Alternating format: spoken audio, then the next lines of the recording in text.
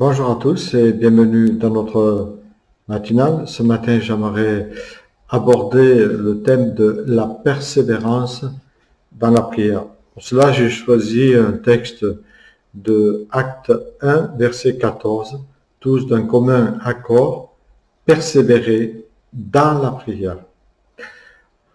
Aujourd'hui, notre monde contemporain a créé une société du court terme dans bien des domaines comme l'emploi. C'est aussi la société de la vitesse où on doit aller toujours plus vite, toujours plus de rendement, où la frénésie de l'instantané est bien présente.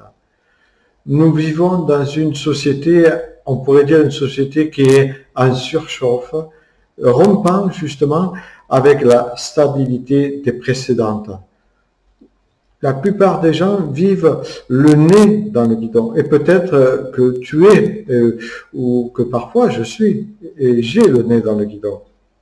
Le monde, on peut en conclure qu'il est très speed aujourd'hui, omnibulé par le présent, et il nous pousse à aller toujours plus vite, de plus en plus vite. Aujourd'hui, tout va trop vite. La pression du temps, l'accélération du rythme de vie, etc. Oui, tout va trop vite.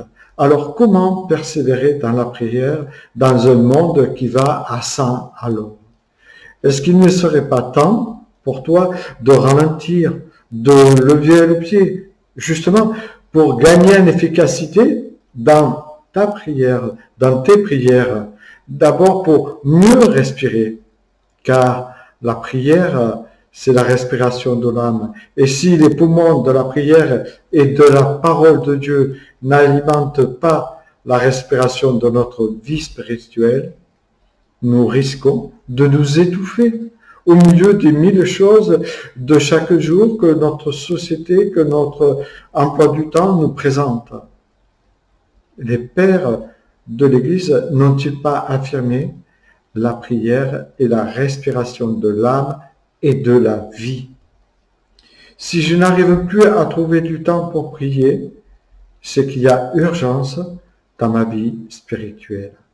Une brèche s'est faite dans cette vie-là. Alors, il est temps de colmater cette brèche. La persévérance dans la prière nous dit que plus nous avançons dans la vie chrétienne, et nous pouvons l'expérimenter, et nous l'expérimentons chaque jour, plus nous nous rendons compte que prendre du temps pour prier ne va pas de soi, c'est pas de notre nature. Nous avons souvent pris des habitudes et le rythme de la vie moderne, ces distractions, ces nombreuses sollicitations et informations sont autant d'obstacles à la prière persévérante. Alors, comment persévérer dans la prière? Je pense que vous le savez tous. Mais regardons, si la plupart des disciples que Jésus avait choisis étaient peu instruits, des pécheurs d'hommes la plupart, une des forces de ces hommes, c'est qu'ils ont su se retrouver pour persévérer dans la prière après la résurrection du Christ. Lorsqu'elle se tisse, cette persévérance dans la prière, lorsqu'elle se tisse, on pourrait dire, dans l'exercice quotidien, la prière du juste, nous dit Jacques, elle a une grande efficacité et nous donne l'exemple d'Élie.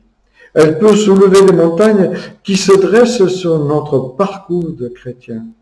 Elle nous donne surtout d'être en relation avec notre Dieu. Nous pouvons être là à l'écouter par la lecture de la Bible, mais aussi à lui parler dans la prière. Nombreux sont les passages de l'Écriture qui nous invitent à la persévérance dans la prière, que ce soit dans Colossiens 4.2 ou 12. Paul exhorte les chrétiens à persévérer dans la prière.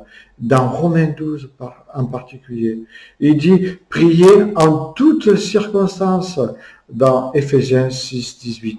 Donc ça signifie que nous devons avoir une planche horaire pour la prière, mais nous pouvons prier aussi en tout temps, en tout lieu.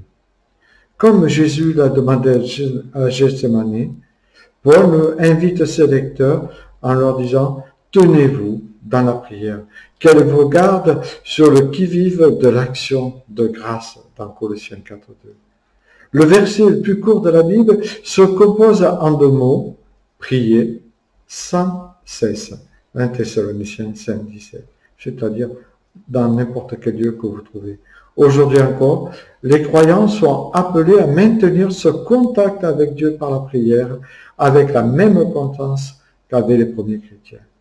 N'oublie pas, les premiers pères du désert cherchaient de toute leur force à conjuguer prière et vigilance pour qu'aucune tentation ne vienne les surprendre, que ce soit une réalité pour toi aujourd'hui.